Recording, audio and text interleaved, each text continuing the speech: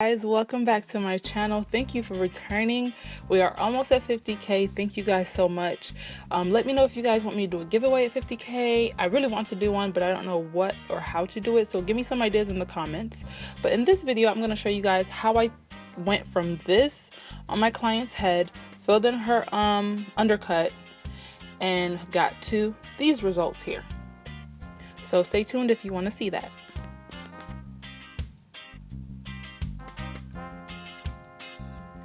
Alright, so I picked out her fro that was underneath her locks where her undercut used to be, and I'm just going to go ahead and add 40 lock extensions that I made by hand, and now I'm going to attach using the crochet tool.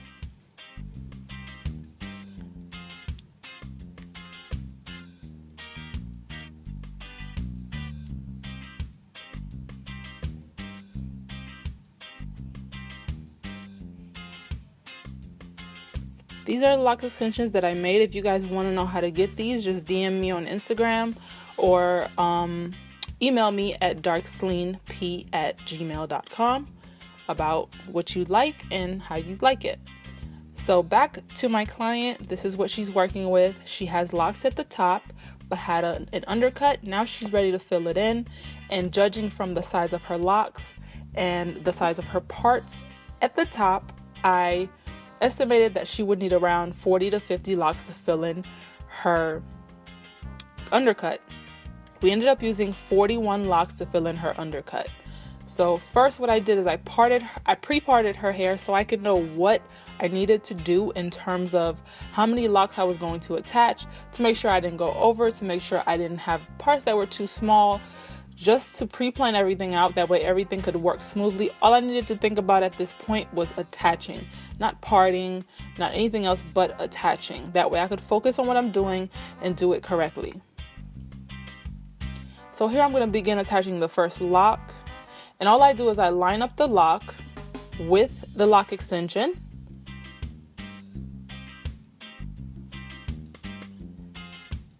Not the lock, I line up the natural hair, the loose natural hair with the lock extension, the loose hair with the lock extension. I like to leave a little loose hair on my lock extensions because that helps me attach better. So all I'm doing is meshing her hair with the hair that is at the end of the lock extension. Once I've meshed it up very well, I just go in and I start pulling hair out from outside into what's gonna be the new handcrafted lock.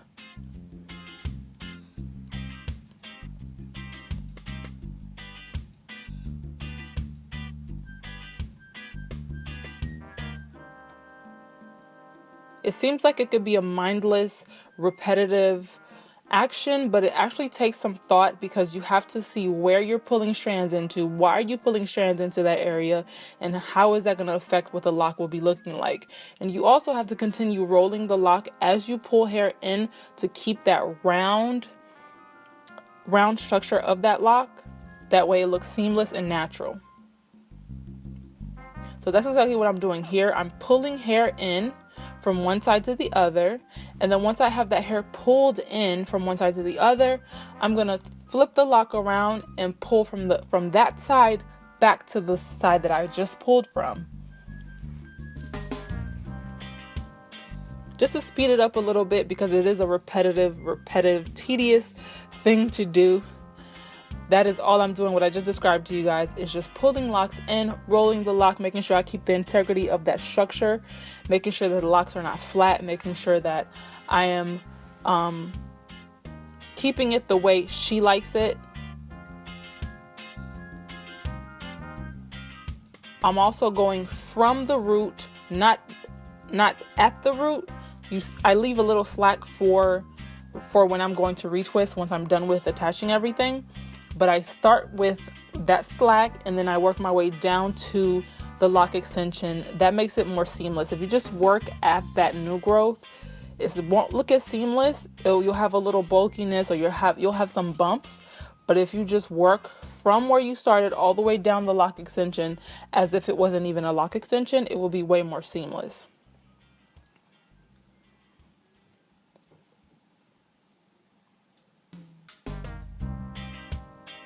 And that is the result of all I just did. It looks very seamless.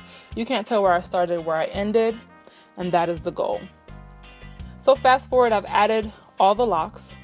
What I'm going to do now is add the very last lock to her loose hair, and I also still have one more lock to add to. It's not loose hair, but it is a baby lock that needs an extension on it. So once again, all I'm doing is meshing her natural loose hair to the loose hair of the lock extension. As you can see, her natural hair is very loose. It's a loose texture. It's not as coily or tight as the lock extension hair. However, it will mesh in seamlessly regardless of the difference in textures. As you can see, this is just me meshing the hair to get started. Once I've done that, now I don't have to think about holding the lock extension or positioning it. I can go in and just pull my hairs and do my repetitive motion until I get the desired result.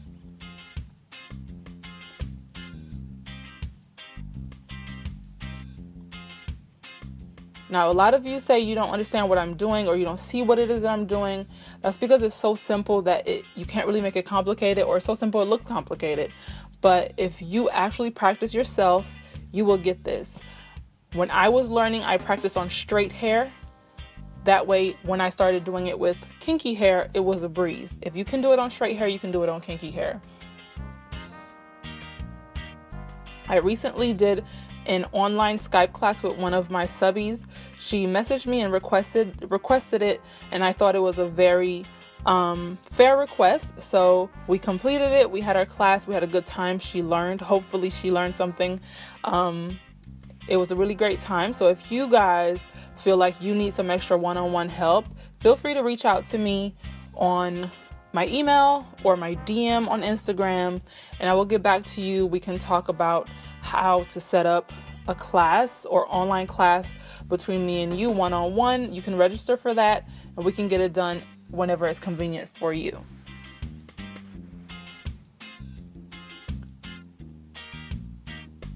So once again, I sped it up because I am just doing a repetitive motion. It takes a lot. It's very tedious to attach a lock. It's very tedious to make a lock. However, it's not hard. It just takes a lot of time and patience. It took me about 3 hours to attach her 41 locks.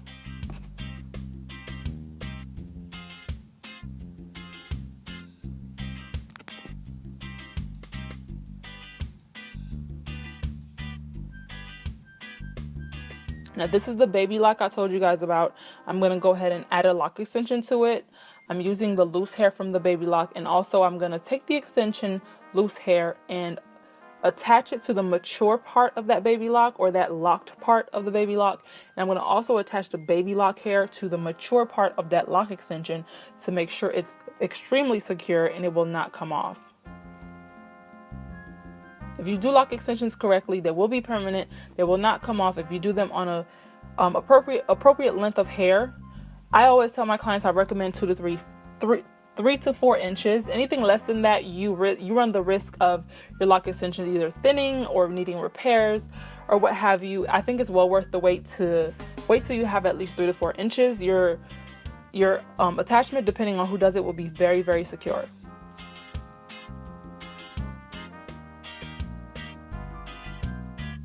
I did a video on how to make lock extensions, but if you all would like another video, a more detailed video with more lighting, I don't know what it is, but wherever I am, it seems like there's not enough lighting. But if you guys would like that, definitely tell me in the comments and I will make another video. Very 101 basic, slow down on how to make a lock extension. But once again, if you just need one-on-one time, definitely email me, message me on Instagram, and we can register for a one-on-one class between me and you, either through Skype or FaceTime or any type of platform that you use to communicate via video.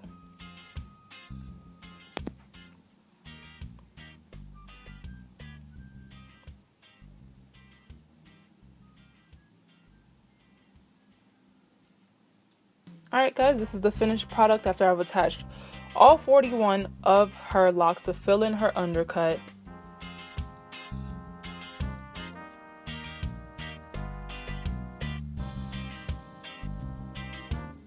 and her locks that were at the top blended in seamlessly with the lock extensions that I handmade and attached.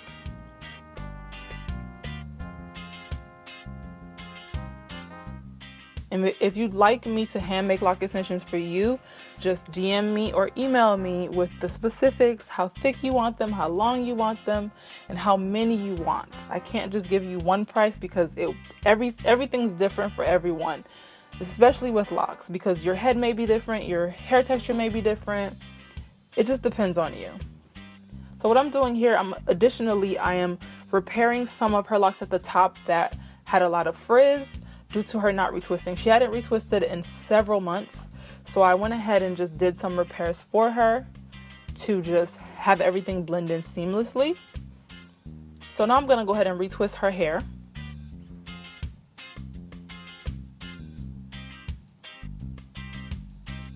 Whenever I attach lock extensions, I always include the first maintenance and styling. I can interlock if you'd like, I can palm roll if you'd like, and style it. That is included in the price. I don't charge extra for that.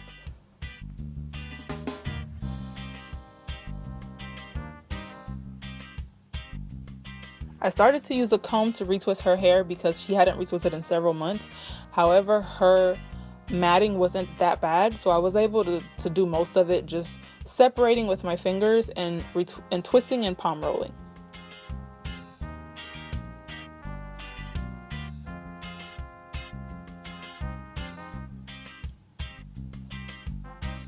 This is the finished product of retwisting the undercut. Now I'm going to go ahead and retwist the top as you see here.